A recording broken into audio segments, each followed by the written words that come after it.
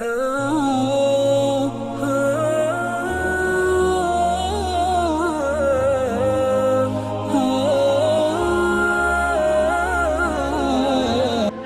for watching. Don't forget to like, comment, share and subscribe. कि खुदा से जंग मत करना, मदारिस बंद मत करना। खुदा से जंग मत करना, मदारिस बंद मत करना। खुदा से जंग मत करना, मदारिस बंद मत करना। अजानों को असीरी का कभी पाबंद मत करना। खुदा से जंग मत करना, मदारिस बंद मत करना। अल्लाह की नबी की आदाब मेरे साथ है। एक मर्तबा कह दीजिए ना सुभान अल्लाह। अल्लाह की नबी का आदाब मेरे साथ है फौज तेरे साथ और खुदा मेरे साथ है फौज तेरे साथ और खुदा मेरे साथ है। और मैं जंग जीत जाऊंगा तलवार के बगैर। मैं जंग जीत जाऊंगा तलवार के बगैर। मुझे यकीन है कि माँ की दुआ मेरे साथ है। मुझे यकीन है कि माँ की दुआ मेरे साथ है। आइए हजरत सामईन नाज़रीन, अब मैं चाहता हूँ इस शेर के बाद उस शख्सियत के दहलीज पे दस्तक दिया जाए, उस शख्सियत को माइक पे बुलाया जाए। यूं सिर्फ कहता हुआ चलो उस शख्सियत को इस वक्त आवाज देने की कोशिश कर रहा हूँ जिन्हें अब मैदान खिताबत का शहसवार तो कलाकार भी कह सकते हैं। वो शख्सियत जिनकी तकरीर में दरिया की रवानी है, जिनकी तकरीर में मौजों की तुग़यानी है, जिनकी तकरीर में बादल की गरज है तो सूरज की चीते की पुकार है तो शेरों की दहाड़ पाई जाती है। हजरत सामईन नाज़रीन, आप समझ चुके होंगे ये तमाम खूबियां किनकी तकरीर में पाई जाती है। ये और ही नहीं बल्कि हजरत मौलाना मुफ्ती अकरम साहब कासमी दामत बरकातहू हैं। आइए इस वक्त मैं हजरत वाला से गुजारिश कर रहा हूँ कि आप डाइस पे तशरीफ लाएं, अपने पुरजोर खिताब से हम सामईन को नवाजें। बस इस शेर के साथ हजरत वाला का इस्तकबाल करता हूँ। बस इस शेर के साथ चांद से फूल से खुशबू की जुबान से सुनिए, हर तरफ आपका किस्सा है जहां से सुनिए। हमें आती नहीं है दुनिया को सजा कर जीना, जिंदगी क्या है हजरत की जुबान से सुनिए। ये हजरत तशरीफ ला रहे हैं। अल्हम्दुलिल्लाह अल्हम्दुलिल्लाह नहमदुहु व नस्तईनुहु व नस्तगफिरुहु व नुमिनु बिही व नतवक्कलु अलैहि व नऊज़ु बिल्लाहि मिन शुरूरि अनफुसिना व मिन सय्यिआति अअमालिना। मन यहदिहिल्लाहु फला मुदिल्ल लहु व मन युद्लिलहु फला हादिय लहु व नशहदु अन ला इलाहा इल्लल्लाहु वहदहु ला शरीका लहु व नशहदु अन्न सय्यिदना व सनदना व नबिय्यना व हबीबना व मौलाना मुहम्मदन अब्दुहु व रसूलुहु सल्लल्लाहु तआला अलैहि व अला आलिहि व बारक व सल्लम तस्लीमन कसीरन कसीरा। अम्मा बाद, अऊज़ु बिल्लाहि मिनश शैतानिर रजीम। बिस्मिल्लाहिर रहमानिर रहीम। इन्ना नहनु नज़्ज़लना ज़िक्र व इन्ना लहू लहाफ़िज़ून। सदक़ल्लाहुल अज़ीम। अल्लाहुम्मा सल्लि अला सय्यिदना व सनदना व नबिय्यना व हबीबना व मौलाना मुहम्मदिन व बारिक व सल्लिम।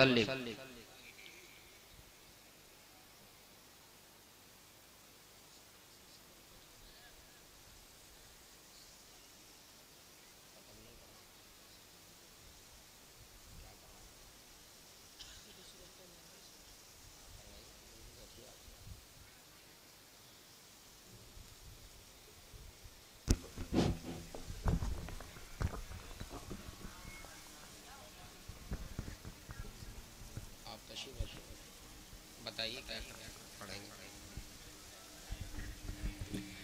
अऊज़ु बिल्लाहि मिनश शैतानिर रजीम।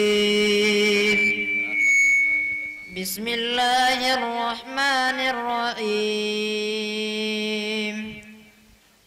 कुल अऊज़ु बिरब्बिल फलक मिन शर्रि मा खलक वमिन शर्रि गासिकिन इज़ा वक़ब वमिन शर्रि नफ़्फ़ासाति फ़िल उक़द वमिन शर्रि हासिदिन इज़ा हसद। बिस्मिल्लाहिर रहमानिर रहीम। कुल अऊज़ु बिरब्बिन नास मलिकिन नास इलाहिन नास मिन शर्रिल वस्वासिल खन्नास अल्लज़ी युवस्विसु फ़ी सुदूरिन नास मिनल जिन्नति वन नास। बिस्मिल्लाहिर्रहमानिर्रहीम।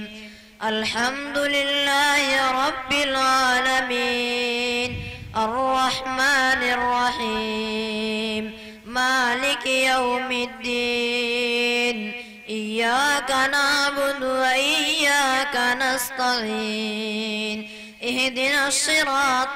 आज के जामियातुर रशीद के जानिब से दस्तारबंदी के उन्वान से ये प्रोग्राम मुनक़िद हुआ और ये 3 हुफ़्फ़ाज़ किराम जिनके सरों पर दस्तारे हिफ्ज़ बांधी गई, तीनों ने भी आपके सामने कुरान करीम की तिलावत,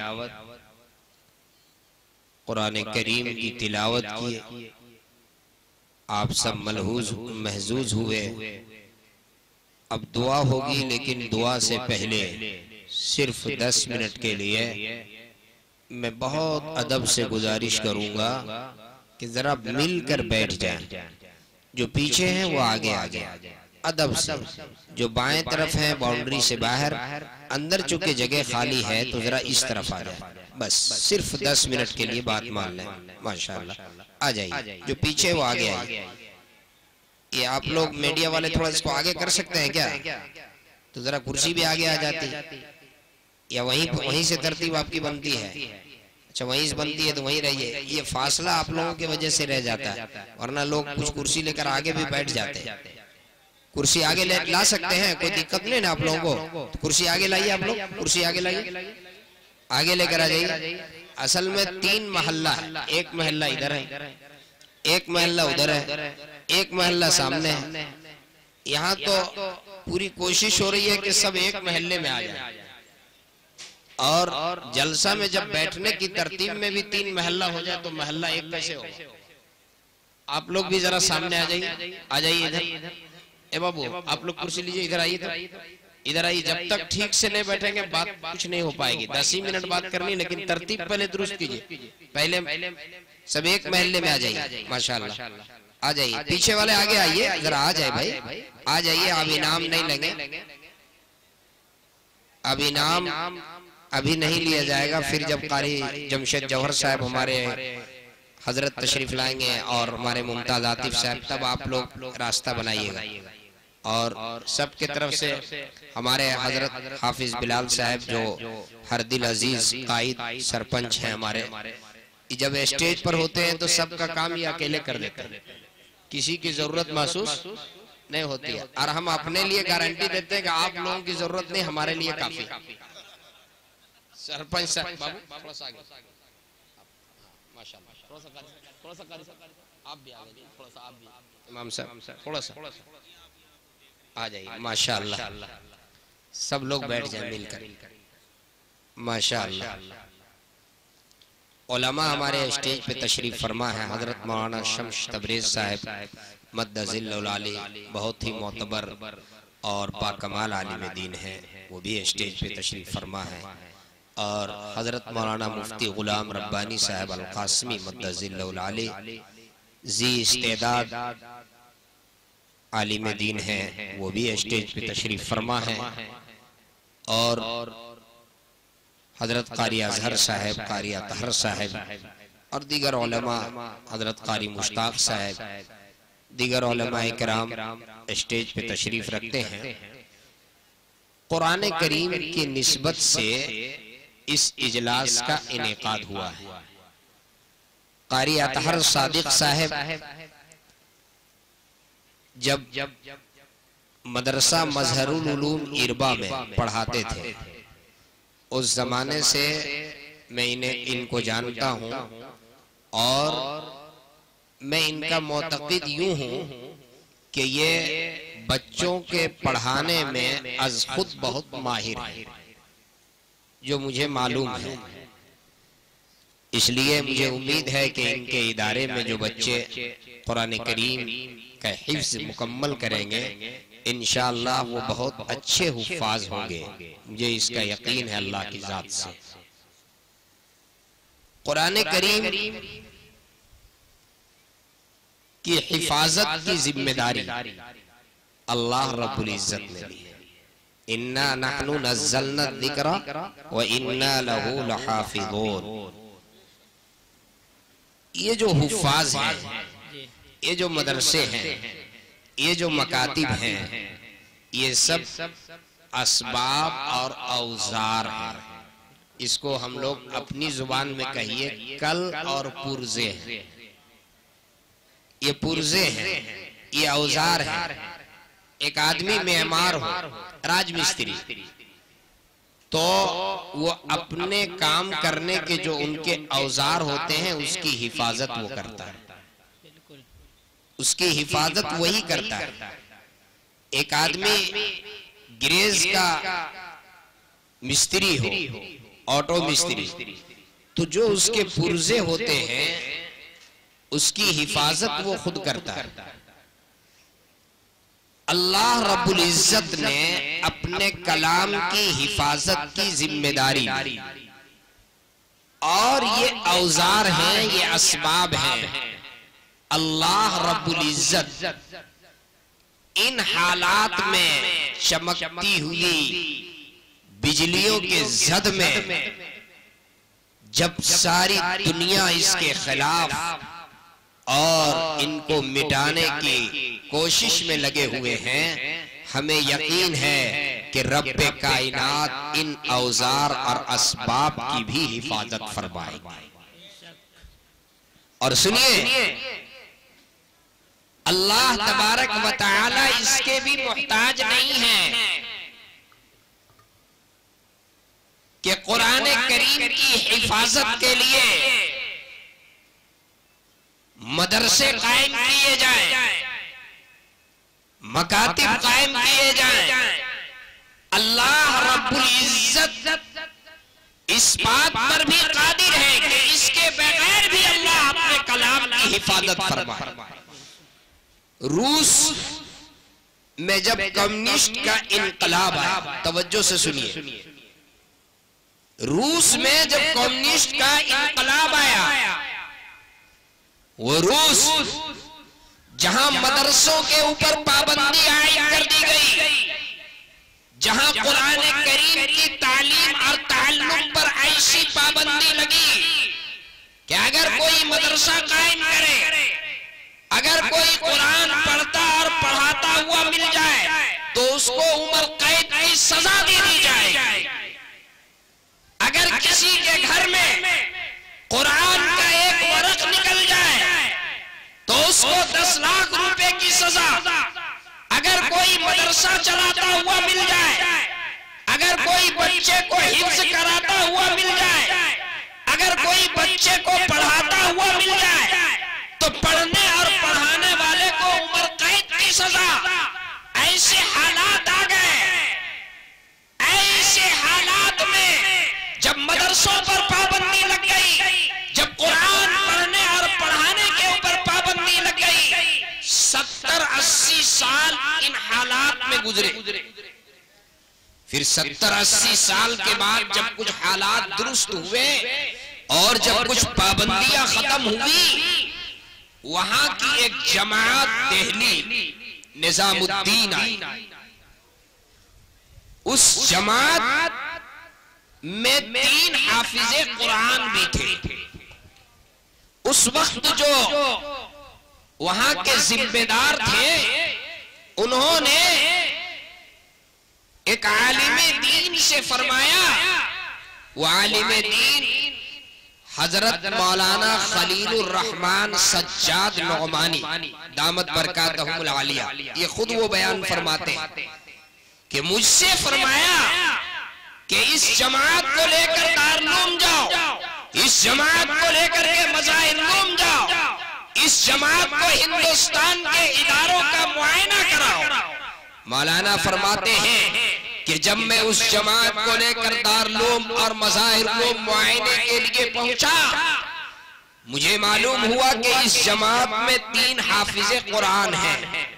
तो मैंने हैरत से मालूम किया, पूछा कि आपके यहाँ तो मदरसों पर पाबंदी है, आपके यहाँ कुरान पढ़ने और पढ़ाने के ऊपर पाबंदी है, आपके यहाँ मदारिस बंद कर दिए गए हैं, तो फिर आप हाफिज़े कुरान कैसे हुए?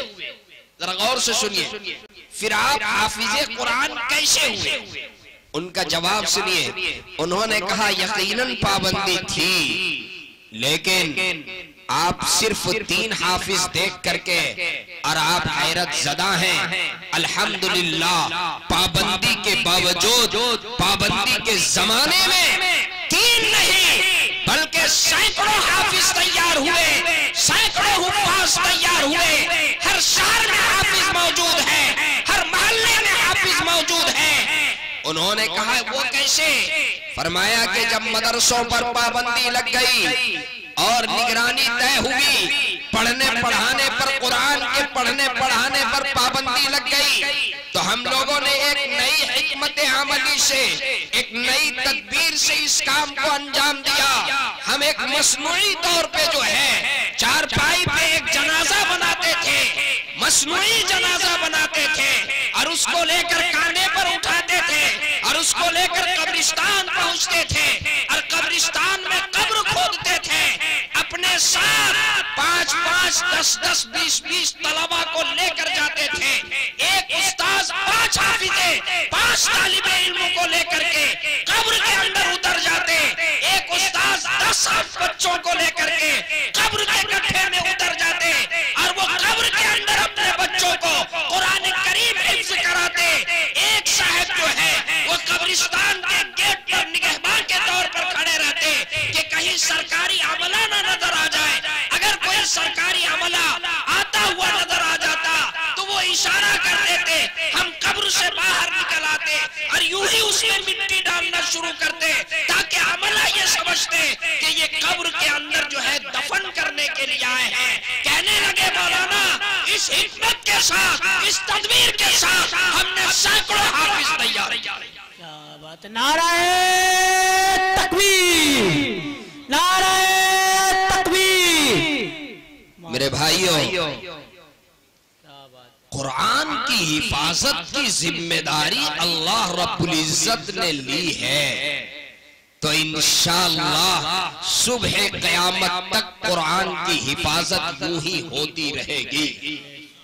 और हमारे मुल्क हिंदुस्तान में हम और आप जहां हैं, फ्रांस में जब स्पेन में कत्लेआम हुआ और वहां के मुसलमान हिजरत करके कुछ फ्रांस आए, फ्रांस की तारीख ये बताती है वहां जो मुसलमान हैं उनकी हालत अच्छी नहीं है। वो शराब भी पीते हैं और वो हराम जानवर भी खाते हैं और उसके यहाँ दीनी कूदबाश नहीं है। लिखने वालों ने लिखा और तारीख बयान करने वालों ने इसको यूं बयान किया कि फ्रांस में जो हिजरत करके मुसलमान आए थे उन्होंने अपनी नस्ल के दीन ईमान के तहफ्फुज और बका की फिक्र नहीं किया। आने वाली नस्ल में दीन कैसे बाकी रहे, आने वाली नस्ल में दीन और इस्लाम का तहफ्फुज कैसे हो, उन्होंने इसकी फिक्र नहीं की। आज वहां पर बसने वाले मुसलमान के हालात ऐसे बदतर होते गए हो गए कि वो शराब भी पीते हैं, वो खिंजीर भी खाते हुए नजर आते हैं। इसके मुकाबले में यूरोप का दूसरा मुल्क इंग्लैंड है। इंग्लैंड जहां पर हमारे गुजराती मुसलमान भाई इंग्लैंड में ज्यादा तादाद में बसते हैं।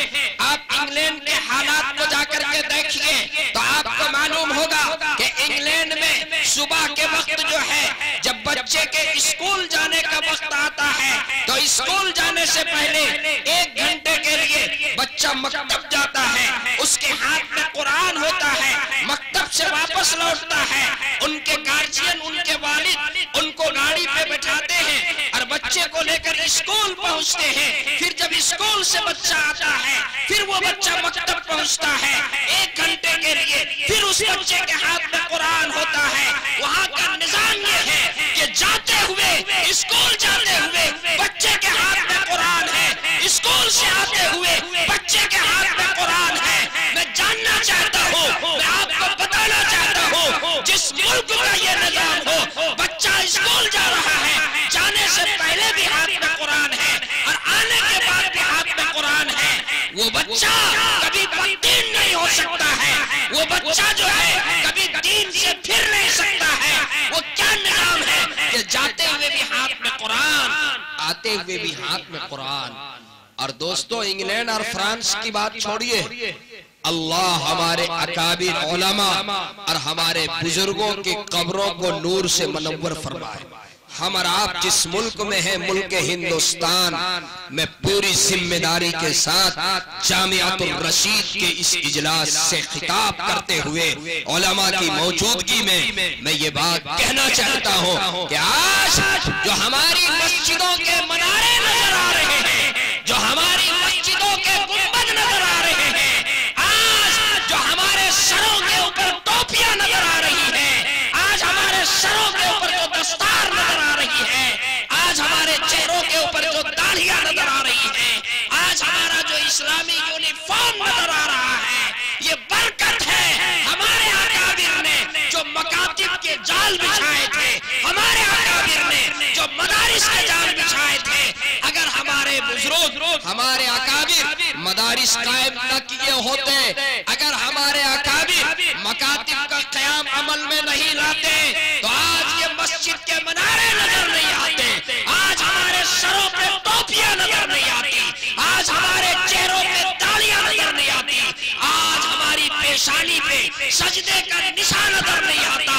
ये बरकत है इन मदारिस का और ये बरकत है इन मकातिब का। मेरे भाइयों, अपना ताल्लुक मदरसों से मुस्तहकम कीजिए, अपना रिश्ता जहां कहीं जिस मदरसे में, जिस मकतब में कुरान की तालीम हो रही है, उससे अपना वालिहाना रिश्ता कायम कीजिए, उनका ताआवुन कीजिए, उनसे मोहब्बत के साथ बातें कीजिए। मैं कुरान की हिफाजत के हवाले से, सरपंच साहब, कुरान करीम की हिफाजत के हवाले से 1-2 और बातें अर्ज करता चलो।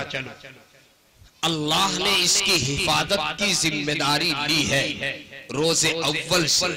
आज तकरीबन 1450 साल, 1500 साल का अरसा गुजर गया। अल्लाह रब्बुल इज्जत ने इसकी हिफाजत की जिम्मेदारी ली है।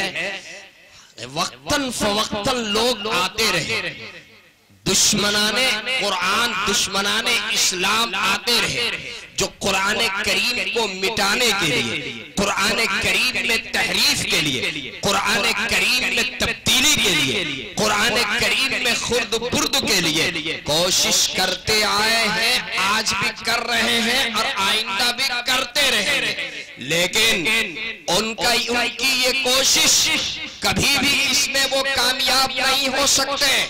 आपको मालूम है, हजरत मौलाना सज्जाद नौमानी का मैंने तक जिक्र किया, तो उन्हीं के हवाले से एक और वाकया में नकल कर दो। हजरत मौलाना फरमाते हैं कि लखनऊ में एक पादरियों का, पूरी दुनिया के पादरी जमा हुए, उनका एक कन्वेंशन हुआ लखनऊ में। जब वो फारिग हुए तो दारुल नदवतुल उलमा, वो पादरियों की जमात, एक वफ्द दारुल नदवतुल उलमा का मुआयने के लिए आए। उस वक्त मैं वहीं पर मौजूद था।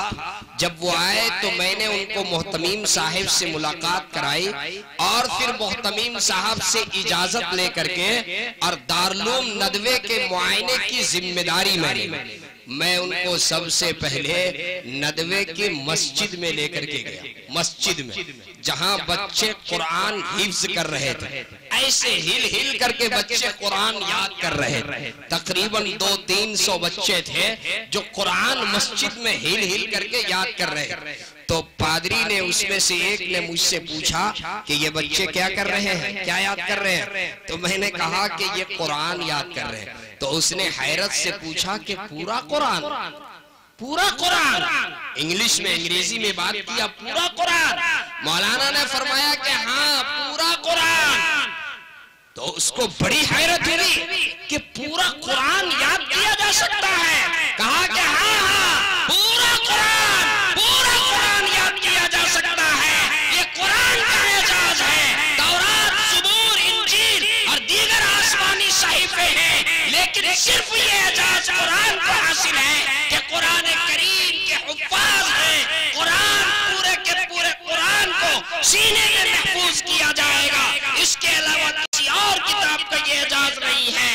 ये सुनने के बाद उस वफ्द में एक औरत थी, एक लेडीज थी। वो कहती है कि अब बात समझ में आ गई। तो हजरत मौलाना ने फरमाया क्या बात समझ में आई? वो खामोश रही। मौलाना मुसिर हुए कि बताइए क्या बात समझ में आई? कहा कि बात समझ में आ गई। क्या बात समझ में आई? जब 2-3 मरतबा इसरार किए तो मौलाना से वो मुखातब हुई और वो बात जो जवाब दी जरा सुनिए। उन्होंने कहा बात असल ये समझ में आई कि कुरान को मिटाने के लिए, कुरान में तहरीफ के लिए, कुरान में तब्दीली के लिए $मिलियन रुपए हम लोग खर्च कर रहे हैं। अब बात समझ में आ गई कि लाखों डॉलर खर्च कर दिए जाए, $मिलियन खर्च कर दिए जाए, लेकिन कुरान को नहीं बदला जा सकता। कुरान के अंदर तहरीफ नहीं हो सकती, इसलिए कि ये निजाम मौजूद है याद करने का। अरे कुरान को कागज में तो बदल दोगे, लेकिन जामियातुर रशीद के तालिबे इल्म जिसने सीने में कुरान महफूज कर लिया, तुम उससे कुरान करीम को नहीं निकाल सकते। कहते हैं कि बात समझ में आ गई। ये पैसे जाय हो रहे हैं। कभी ऐसा नहीं हो सकता कि कुरान करीम के अंदर तब्दीली करे, इसको बदल दे। खलीफा हारून रशीद का दौर था। उस जमाने में बैनल मज़ाहिब कॉन्फ्रेंस होती, तमाम मज़ाहिब के लोग जमा होते थे, तमाम मज़ाहिब के उलमा जमा होते थे, तमाम मज़ाहिब के कायद और उनके पेशवा जमा होते थे। खलीफा हारून रशीद ने एक साल जब कॉन्फ्रेंस बुलाई तो उसमें एक पादरी जो बहुत शानदार खत्तात था, जरा तवज्जो कीजिए, शानदार कातिब था, वो भी आया, बेहतरीन कातिब था। उससे मुसलमानों ने कहा कि आप मुसलमान क्यों नहीं हो जाते? आप मुसलमान क्यों नहीं हो जाते? इस्लाम क्यों नहीं कबूल कर लेते, ईमान? तो उसने कहा कि मैं क्यों इस्लाम कबूल कर लूं, क्यों मैं ईमान कबूल कर लूं, क्या बात है? तो इन्होंने कहा बात ये है कि कुरान ये आखिरी किताब। भाई माइक में कुछ छेड़छाड़ की क्या? आवाज कम कर दी क्या? जी जी नहीं असल में ऊपर हॉर्न की आवाज कट कर। अच्छा आवाज टकरा रही थी? नहीं हॉर्न की आवाज कट कर दी। अच्छा आवाज कट कर दी। अच्छा कोई बात नहीं, ठीक है। यहाँ आवाज जा रही है ना, कोई बात नहीं। तो उन्होंने कहा कि आप मुसलमान क्यों नहीं हो जाते? तो खत्तात ने कहा कि मैं मुसलमान क्यों हो जाऊं? कहा इसलिए कि ये कुरान है, अल्लाह का कलाम है, अल्लाह की किताब है और ये आखिरी किताब है और ये किताब तहरीफ से पाक है। बात हो गई, बात वो सुन लिए लेकिन वो ईमान नहीं लाए। एक साल गुजरने के बाद, एक साल के बाद जब दोबारा कॉन्फ्रेंस हुई तो उसमें वो शरीक फिर हुए। तो दोबारा जो उनकी शिरकत हुई तो अब वो यहूदी पादरी बनकर के नहीं बल्कि मुसलमान बनकर के उस प्रोग्राम में शरीक हुए, उस कॉन्फ्रेंस में शरीक हुए मुसलमान बनकर। तो बड़ी हैरत हुई। लोगों ने पूछा कि पिछले साल जब आप आए थे तो आपसे हम लोगों ने कहा था कि इस ईमान कबूल कर लीजिए, तो आपने मना किया, आप नहीं इस्लाम लाए। अब एक साल के बाद जब आप आए तो ईमान कबूल कर चुके हैं, इस्लाम ला चुके हैं, बात क्या हुई? जरा उसका जवाब सुनिए। उन्होंने अजीब जवाब दिया।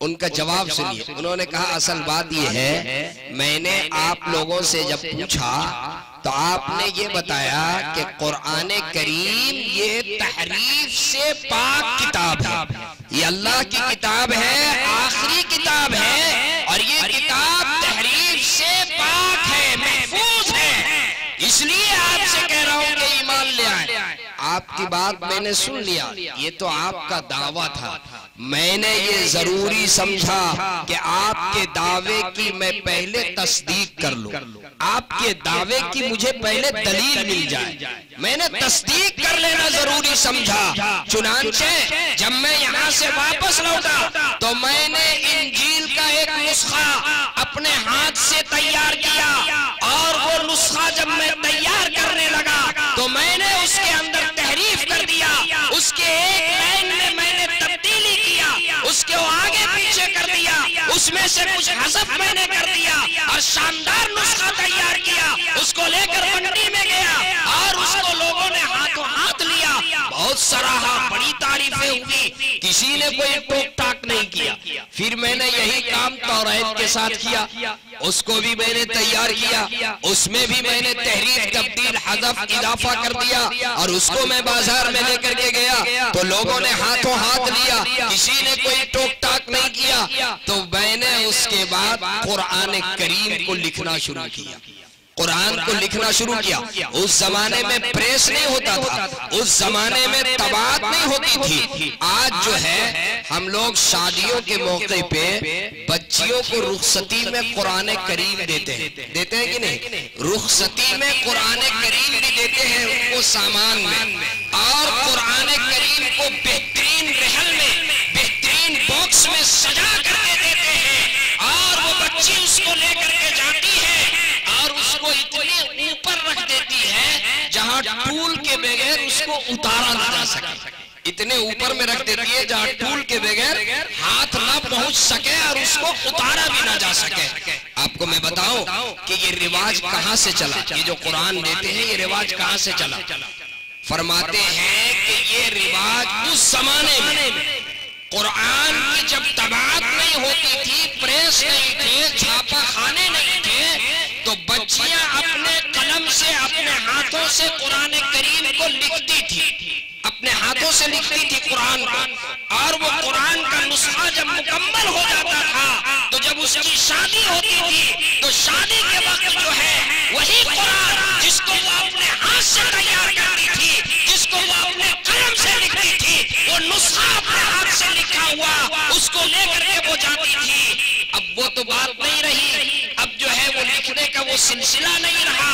वो खलीफा हारून रशीद के दौर की बात मैं सुना रहा था कि वो खत्तात कहता है कि जिस तरीके से मैंने तौरा, भाई जरा सा इसको इको कम कीजिए, इको जरा कम कीजिए, आवाज ठीक है, इको में बात समझ में नहीं आती कि जिस तरीके से, ठीक है, जिस तरीके से हमने तौरात के अंदर तहरीफ किया, जिस तरीके से हमने इंजील के अंदर तहरीफ किया, कुरान को लिखने में भी उसमें भी हमने तहरीफ कर दिया, उसमें भी हमने तब्दील कर दिया, और तहरीफ करके जब उसको लिखकर मैंने तैयार किया और उसको लेकर बाजार में गया, रात गुजरी, सुबह सोकर उठ भी नहीं पाए थे, हमारे घर के बाहर सैकड़ों लोग खड़े नजर आए, हमारे घर के बाहर सैकड़ों लोग खड़े नजर आए और कहने लगे, अरे तुमने कुरान बेहोशी की हालत में लिख दिया, तुम बेहोशी की हालत में लिख दिए, तुम्हारी अकल कहां चली गई, तुम होशो हवास में तुमने नहीं लिखा, अरे इसके सोसे में तब्दीली है, इसके नुक्ते के अंदर तब्दीली है, इसके हर्फ के अंदर तब्दीली है। उसी वक्त मुझे यकीन हो गया कि मैंने तौरात को लिखा, मैंने इंजील लिखा, उसमें तहरीफ किया, पूरी दुनिया में कोई एक शख्स भी नहीं आया जो मुझसे ये कह सके कि इसमें तब्दीली किया। और कुरान करीम में मैंने जब तब्दील किया, अभी रात सुबह नहीं हो पाई है और सैकड़ों लोग मेरे घर के बाहर आ गए, मुझे दावे की दलील मिल गई कि ये अल्लाह का कलाम है और ये तहरीफ से पाक है, ये तब्दीली से पाक है। जब ये दलील मिल गई तो अब मैंने कुरान पर ईमान ले आया और अब मैं मुसलमान हो गया। मेरे भाइयों, चूंकि वक्त की पाबंदी जरूरी है, ऊपर से भी इजाजत ज्यादा नहीं है, प्रोग्राम के जिम्मेदार दाई हजरत कारी अतहर सादिक साहब ने मुझसे फरमाया कि आधा घंटे में बात मुकम्मल करनी है, कुरान की निस्बत से ये चंद बातें मैंने अर्ज की। एक बात और बहुत दिलचस्प बात मैं सुनाऊं, अगर आप हजरत कारी शब्बीर साहब नीचे बैठे हुए, अगर आप हजरत सुने तो एक बात और, कुरान करीम की हिफाजत की जिम्मेदारी अल्लाह रब्बुल इज्जत ने ली है, तो अल्लाह तबारक व तआला ने इस उम्मत का हाफजा बहुत मजबूत दिया। अल्लाह की ये वदियत है, ये हाफजा। 5 साल का बच्चा हाफिज कुरान। हजरत मुफ्ती तकी उस्मानी साहब तराशे में लिखे, 5 साल का बच्चा। जब उससे कहा गया कि कुरान पढ़ो, तो बच्चे ने कहा कि पहले गुड़ की डली खिलाओ तब पढ़ेंगे, गुड़ की डली खिलाओ तब पढ़ देंगे। तो बच्चे के लिए गुड़ की डली लाई गई और गुड़ खाया। उसके बाद बच्चे से जहां जहां से पूछा वहां से पढ़ पड़ा। कितने साल का बच्चा? 5 साल का बच्चा। ये कुरान का एजाज है। हजरत इमाम मोहम्मद रहमतुल्लाह अलैह, मुफ्ती साहब से पूछिए, इमाम मोहम्मद रहमतुल्लाह अलैह सिर्फ 1 हफ्ते में हाफिज कुरान हुए, सिर्फ 1 हफ्ते में। इमाम आजम रहमतुल्लाह अलैह के यहाँ जब वो पढ़ने के लिए गए, इमाम साहब का दर्स का ये ज़ाब्ता था कि वही उनके दर्स में बैठ सकता है जो हाफिज कुरान हो। तो हजरत इमाम साहब ने उनसे कुछ पूछ लिया, तो उसने कहा मैं हाफिज नहीं हूं, उन्होंने कहा मैं हाफिज नहीं हूं। तो हजरत ने फरमाया कि जाइए, हमारे यहाँ का तो ज़ाब्ता ये है कि हाफिज कुरान ही बैठेगा। वो चले गए, 1 हफ्ते में कुरान याद करके वापस आए। तो इमाम साहब से मुलाकात हुई, तो इमाम साहब ने सोचा कि ऐसे ही आए हैं मुलाकात के लिए। उन्होंने इजाजत चाही कि हजरत इमाम साहब इजाजत दीजिए, अब आपके हल्के दर्स में मैं बैठूंगा। इमाम साहब ने फरमाया नहीं, मेरा ज़ाब्ता ये है कि हाफिज होना जरूरी है, पहले आप कुरान हिफ्ज़ मुकम्मल कीजिए, उसके बाद आप हमारे दर्स में आइए। हजरत इमाम मोहम्मद रहमतुल्लाह अलैह अर्ज करते, हजरत 1 हफ्ता गुजर गया, मैंने कुरान अल्हम्दुलिल्लाह मुकम्मल हिफ्ज़ कर दिया। 1 हफ्ते के बाद मुकम्मल हिफ्ज़ करके और तशरीफ ले आए। हुज्जतुल इस्लाम हजरत मौलाना कासिम नानोतवी रहमतुल्लाह अलैह 1 महीने में हाफिज कुरान हुए, 1 महीने में हाफिज कुरान हुए। और इस उम्मत में बहुत सारे ऐसे बहुत शख्सियत ऐसे गुजरे हैं जो 1 महीने में हाफिज हुए, कोई 40 दिन में हाफिज कुरान हुए, कोई 55 दिन में हाफिज कुरान हुए। मैं एक हाफिज कुरान का एक बहुत दिलचस्प वाकया सुनाकर अपनी बात को खत्म कर दूं। अगर आप बहुत ही गौर से अगर आप सुन रहे हैं, इंशाअल्लाह आप लोग भी अपने बच्चे को हाफिज कुरान बनाएंगे। जरा हाथ उठाइए, कितने लोग हैं जो बनाएंगे? माशाअल्लाह माशाअल्लाह। हजरत अमीर शरीयत अताउल्लाह शाह बुखारी रहमतुल्लाह अलैह एक हाफिज लुधियानवी रहमतुल्लाह अलैह थे, उनके साथ सफर में थे। जरा तवज्जो से सुनिए, बड़ी उलमा भी सुनेंगे, हमारे जो उलमा हैं। बहुत दिलचस्प बात सुना रहा हूं कुरान के हवाले से। हजरत अमीर शरीयत अताउल्लाह शाह बुखारी रहमतुल्लाह अलैह हजरत हाफिज लुधियानवी रहमतुल्लाह अलैह से पूछते हैं, हाफिज साहब आपने कुरान किन से हिफ्ज़ किया? आपने कुरान किन से हिफ्ज़ किया? तो उन्होंने कहा कि मैंने कुरान अपने वालिद साहब से हिफ्ज़ किया। कारी शब्बीर साहब, मौलाना शब्बीर साहब लहिया के हैं, उनका बच्चा अभी हाफिज कुरान हुआ। 1 दिन में अल्हम्दुलिल्लाह पूरा कुरान जो है एक बैठक में मस्जिद में उन्होंने सुनाया। मैं मुबारकबाद देता हूँ कारी साहब को। बाप हो तो ऐसा हो और बच्चा हो तो ऐसा हो। पूछा, हाफिज साहब आपने कुरान कहाँ हिफ्ज़ किया? कहा मैंने कुरान अपने वालिद साहब से हिफ्ज़ किया। पूछा, आपके वालिद ने किससे हिफ्ज़ किया? कहा मेरे वालिद हजरत हाफिज कासिम साहब से हिफ्ज़ किया। कारी मुश्ताक साहब, हाफिज कासिम साहब से मेरे वालिद ने कुरान हिफ्ज़ किया। हाफिज कासिम का नाम सुन के अमीर शरीयत कहते हैं कि ऐसा आदमी खाल खाल मिलता है तो अजीब आदमी है, अजीब हाफिजा है।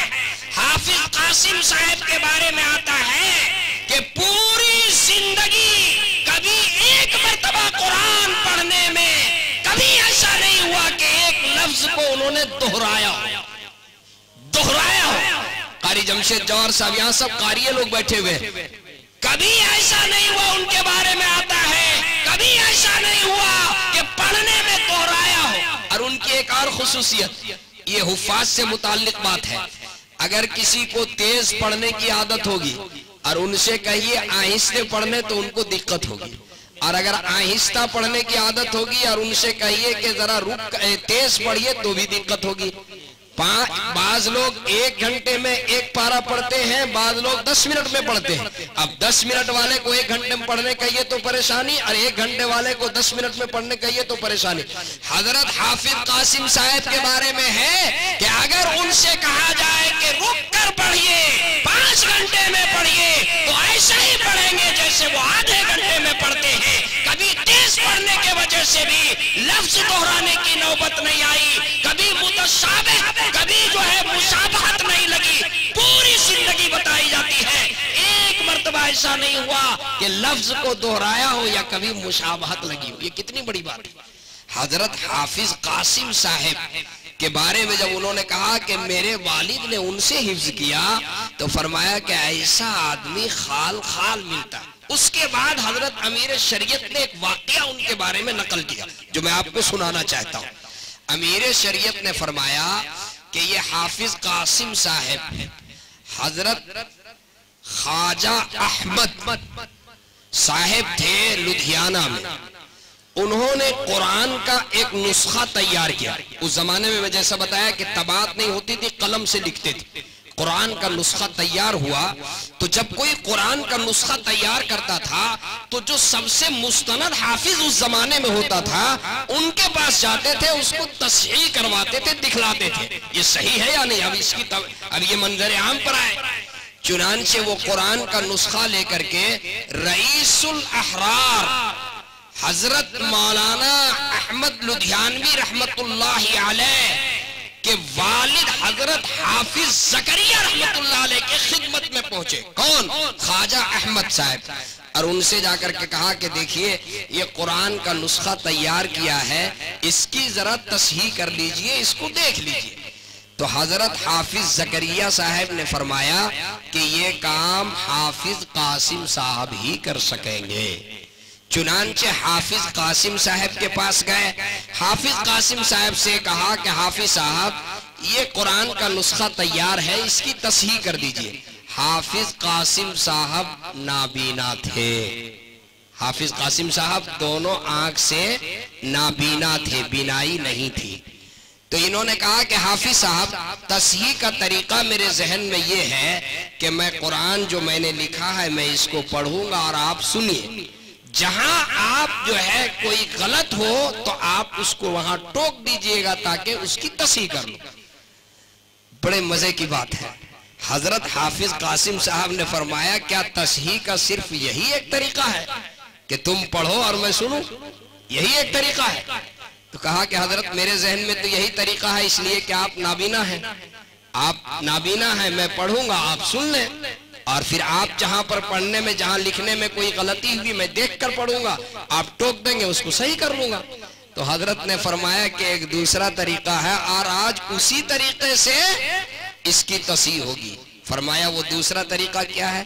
तो हजरत ने पहले पूछा कि ये बताओ तुम क्या तस्हीह कराने के लिए आए? तो कहा एराब की तस्हीह। किसकी तस्हीह? एराब की तस्हीह कराने के लिए मैं हाजिर हुआ। तो हजरत ने फरमाया कि तुम कुरान खोल करके बैठ जाओ और एराब मैं बोलूंगा और तुम सुनो, तुम देखो।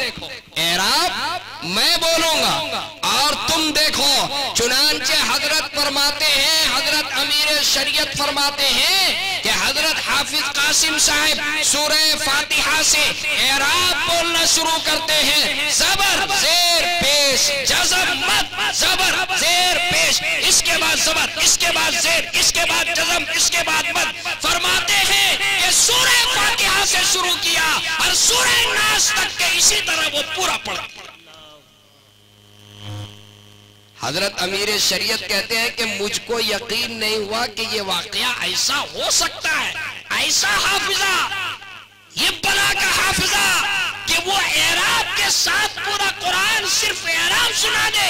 जबर जेर पेश जज़म मद इस तरीके से हो सकता है। हजरत कहते हैं मैं खुद उनके पास गया, हजरत हाफिज जकरिया साहब के पास और मैंने जाकर खुद मालूम किया क्या ये वाकया ऐसा हुआ है, तो हजरत हाफिज साहब ने फरमाया कि हाँ, जिस किसी ने भी तुमसे बयान किया है मिन्नो अन बयान किया है, इसमें कोई मुबालगा नहीं है। हजरत हाफिज कासिम साहब सूरह फातिहा से लेकर सूरह नास तक के इसी तरह से एराब को पढ़कर सुना। मेरे भाइयों, ये कुरान का एजाज है, कुरान करीम का ये एजाज है। अल्हम्दुलिल्लाह हम सब, आप सब मुबारकबाद के मुस्तहिक हैं कि कुरान की निस्बत से और मदरसे की मोहब्बत में और ये हुफ्फाज की मोहब्बत में आप यहाँ पर तशरीफ लाए और इन बच्चों की जुबान से आपने कुरान करीम को सुना। मैं आपको यही पैगाम देकर रुखसत हो रहा हूँ कि आप सब ये तय करें कि जहाँ कहीं मदरसे चल रहे हैं, जहाँ कहीं कुरान की तालीम हो रही है, हम उनसे अपने रिश्ते को मुस्तहकम करेंगे और उसके लिए हम मुआविन बनेंगे इंशाअल्लाह। जरा हाथ उठाइए, कितने लोग बनेंगे? एक बात इस हवाले से अर्ज करके बात को खत्म करो। कारी साहब भी सोच रहे हैं और सामईन भी सोच रहे होंगे कि ये मौलाना की पुरानी आदत है, बात खत्म करूं और बात खत्म होती नहीं। असल में बात खत्म करना का इरादा करता हूं और फिर ऐसा महसूस होता है कि ये बात भी आ जानी चाहिए। इसलिए कारी अतहर साहब जब से मदरसा कायम किए हैं, पहली बार मुझको बुलाए। मैं कटिहार से फजर की नमाज पढ़ करके निकला। कल कटिहार में प्रोग्राम था, हमारे शायर मुमताज आतिफ साहब थे, अल्लाह ने इनकी हयात रखी थी। इतनी तेज आंधी आई कि पूरा स्टेज और पिंडाल इन्हीं के ऊपर आया, जलसा भी नहीं हो सका। ये नात शुरू किए थे और इतनी तेजी के साथ खींचे कि पूरा तूफान भी खींच कर चला आया और पूरी जो है वो आंधी तूफान, इनको तो दो आदमी बेचारे उठा करके लाए, किसी तरीके से गाड़ी में बैठाए। सुबह फजर के बाद वहां से निकले, आपके यहाँ 8 बजे पहुंचा। लेकिन कारी साहब ने मुझे पहली बार आप मुझे ये सआदत बख्शी, अपने मदरसे के जलसे में बुलाया। मेरी तबीयत बिल्कुल इस माना कर बहुत ही हशाश बशाश के पहली बार हाजिर हुआ हूँ तो जरूर कुछ अर्ज करूंगा, लेकिन वक्त की नजाकत, मैं सिर्फ अभी अपनी एक कुरान के हवाले से चंद बातें अर्ज ही कर सका था, लेकिन वक्त मुकम्मल हुआ। एक बात और सुना करके इस हवाले से कि कोई भी दीनी काम, उसका ताउन और उस अल्लाह के यहाँ उसका बदल। जो लोग सऊदी अरब में रहते हैं, ये हाफिज अकरम साहब बैठे हुए, उनसे पूछिए, या और जो लोग सऊदिया में रहते होंगे उनसे। वहाँ एक खानदान है, राजिही खानदान। राजिही खानदान बहुत मालदार, उन्होंने बड़ी मस्जिदें बनवाई, बड़ी बड़ी मस्जिदें बनाई, बहुत दीन के काम, बड़े बड़े ये काम उन्होंने किए। ये खानदान वहाँ का बहुत मशहूर अरबपति खानदान है। राजिही खानदान के एक लड़के ने ये ऐलान किया कि मैं मस्जिद बनाऊंगा, लेकिन उस मस्जिद में बाहर के लोगों का पैसा तो दूर की बात, मैं अपने सगे भाई और बहन के भी पैसा नहीं लगने, 1 रुपए किसी के नहीं लगे, तन्हा मैं बनाऊंगा। मक्का मुकर्रमा हरम पाक जहां पर है, वहां पर उसी जगह गालिबन महल्ले का नाम है नसीम, वहां वो मस्जिद मौजूद है। देखने वाले बताते हैं कि सबसे खूबसूरत वो मस्जिद हरम पाक के बाद वही मस्जिद वहां पर है, जिसको उस लड़के ने बनाया, राजिही खानदान के उस लड़के ने। उसने कहा कि मैं मस्जिद बनाऊंगा, गौर से सुनिए, और इस मस्जिद में बाहर के आदमी का पैसा लगना तो दूर की बात, मेरे अपने घर के किसी फर्द का भी पैसा नहीं लगेगा, 1 रुपए नहीं लगेगा। चुनांचे मस्जिद की तामीर हो गई। तामीर मस्जिद के बाद उन्होंने ख्वाब देखा। ख्वाब में प्यारे आका जनाबे मोहम्मदुर रसूलुल्लाह सल्लल्लाहु अलैहि वसल्लम, लगता है फोन आ रहा है बंद करने का, इसलिए अब हल्की आवाज में मैं जब शुरू कर दिया हूं, 2 मिनट में बोल दो कारी मुश्ताक साहब, और हमारे सरपंच साहब स्टेज में, इसलिए हमको डर नहीं लग रहा है। सिर्फ 2 मिनट में मैं बात को खत्म कर रहा हूं। तो वो राजिही खानदान के वो लड़का, उन्होंने तन्हा मस्जिद बनाई। मस्जिद जब मुकम्मल हो गई तो उन्होंने ख्वाब में प्यारे आका जनाबे मोहम्मदुर रसूलुल्लाह सल्लल्लाहु अलैहि वसल्लम, ख्वाब में आका की ज़ियारत हुई। प्यारे आका सल्लल्लाहु अलैहि वसल्लम ने उनको लेकर और दिखलाया जन्नत में एक खूबसूरत महल, बहुत शानदार घर। आका ने फरमाया कि ये घर, ये महल आपके लिए। उन्होंने आका से दरियाफ्त किया कि किस चीज के बदले में? प्यारे आका सल्लल्लाहु अलैहि वसल्लम ने फरमाया कि वो जो आपने मस्जिद बनाई, उस मस्जिद के बदले में अल्लाह रब्बुल इज्जत ने आपके लिए ये महल तामीर। अब वहां से देख करके जब वो पलटे तो एक दूसरा महल नजर आया। सरपंच साहब, पलटे तो एक दूसरा महल नजर आया। तो पूछा कि ये महल किसका है? तो आका ने फरमाया कि ये महल आपके महल्ले में एक बुढ़िया रहती है, उस बुढ़िया का ये महल है। कहा वो किस लिए? कहा इसलिए कि उस बुढ़िया ने भी इस मस्जिद के अंदर हिस्सा ली, उस बूढ़ी ने भी इस मस्जिद के अंदर। ये ख्वाब की बात थी, ख्वाब देखे बेदार हो गए। जब नींद से बेदार हुए तो परेशान हो गए, कौन बुढ़िया है? ये मस्जिद पहले से मैं ऐलान कर चुका हूं कि इस मस्जिद में बाहर के आदमी का पैसा तो दूर की बात, घर के किसी फर्द का पैसा नहीं लगना, अपने भाइयों को, बहनों के सगे भाई बहन के पैसे नहीं लगे, तो आखिर वो कौन सी बूढ़ी है जिसका पैसा इसके अंदर लगा? बहुत तहकीक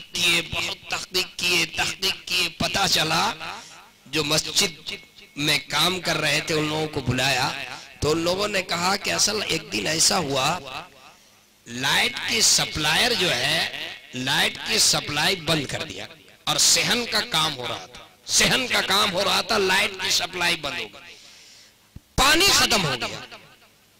अब मसला पानी का, बगैर पानी के काम कैसे हो? तो कुआं था, हम लोग कुआं गए, वहां पर डोल और रस्सी लगी हुई थी, उससे पानी खींचने लगे तो इत्तेफाक से वो रस्सी टूट गई और डोल नीचे चला गया। अब हम लोग चुपचाप बैठ गए। अब तो कोई और दूसरा कोई ये नहीं था जिसके जरिए से काम करें। लाइट की सप्लाई बंद, सप्लायर नहीं, और जो पानी कुआं से खींच रहे थे तो रस्सी टूट गई और डोल नीचे चला गया, बैठ गए। इसी दरमियान में वो बुढ़िया आई और वो पूछ ली कि क्या हुआ है, आप लोग बैठ क्यों गए, काम क्यों नहीं कर रहे? तो बताया कि देखो लाइट की सप्लाई बंद हो गई और ये देखिए डोल जो है, रस्सी टूट गई, डोल नीचे। तो बूढ़ी अपने घर गई और अपने घर से एक बर्तन और एक रस्सी लेकर के आई, अपने घर से लेकर के आई। उसी की रस्सी और बर्तन से जो है वो पानी खींचा और उसी से मस्जिद की तामीर में उस दिन जो है हिस्सा हुआ। उसी पानी से फिर आगे का सहन का काम मुकम्मल हुआ। कहते हैं कि उस खानवादे, राजई खानवादे के वो लड़के उस बूढ़ी को तलाश करवाए और तलाश करवाने के बाद उनको अपने पास बुलाया और उनसे पूछा कि बताओ उस रस्सी और बर्तन की कीमत क्या थी? तो उसने कहा कि क्या कीमत होगी, वो तो पुरानी रस्सी, पुराना बर्तन था, 2-4-5 रियाल उसकी कीमत ज्यादा से ज्यादा। कहा 5 रियाल नहीं 50 रियाल तुम ले लो, 5 रियाल नहीं 50 रियाल ले लो। उसने कहा कि नहीं नहीं नहीं बिल्कुल नहीं। कहते हैं कि 50 नहीं, 1000 नहीं, 100 नहीं, 1000 नहीं, कहते कहते 5 लाख रियाल, या बल्कि शायद मुझे मुगालता हुआ, 50 लाख रियाल देने की पेशकश कर दिया। उस पुरानी रस्सी और बर्तन के लिए 50 लाख रियाल पेशकश किया, ये ले लीजिए आप जो आपने रस्सी और बर्तन दी थी। बुढ़िया जब ये 50 लाख रियाल को पहुंचा तो बुढ़िया हंस दी। आगे की बात तो ये सुना नहीं रहा था, सिर्फ पैसा ही दे रहा था। जब 50 लाख रियाल का पेशकश ऑफर किया तो बुढ़िया हंस दी और कहने लगी बेटा, गालिबन 5 लाख का ऑफर किया। जब 5 लाख का ऑफर किया तो बुढ़िया हंस दी और कहने लगी बेटा 5 लाख नहीं 50 लाख भी दोगे तो नहीं लूंगी, इसलिए कि जो ख्वाब तुमने देखा है वो ख्वाब मैंने भी देखा। जो ख्वाब देख करके तुम पैसा दे रहे हो वो ख्वाब मैं भी देख चुकी हूं। हे मेरे भाइयों, कसम खुदा की, अल्लाह के घर के लिए, किसी भी दीन के काम के लिए, मेहमान रसूल के लिए, कुरान की तालीम और ताल्लुम के लिए अगर हम इखलास के साथ, बगैर किसी रिया के, इखलास नीयत के साथ अल्लाह के वास्ते जो है, अगर अल्लाह के लिए कोई हम मेहनत कोई ताउन कर दे, हरगिज हमारा ताउन जाय नहीं होगा। सरपंच साहब, हरगिज हमारा ताउन जाय नहीं होगा। अल्लाह के यहाँ उसका बदल मिलेगा, दुनिया में भी बदला मिलेगा, आखिरत में भी बदला मिलेगा। इखलास नीयत में शर्त है। दुनिया वाले जाने या ना जाने, कारी साहब मदरसा चला रहे हैं, कोई मकतब चला रहा है, कहीं मस्जिद का काम हो रहा है, कहीं मदरसे की तामीर हो रही है, कोई रिफाई काम हो रहा है। आपसे जो बन सके इखलास के साथ पेश कर दीजिए, इंशाअल्लाह अल्लाह के यहाँ उसका अज्र मिलेगा। वमा तौफीकी इल्ला बिल्लाह व आखिर दावाना अनिल हम्दुलिल्लाहि रब्बिल आलमीन।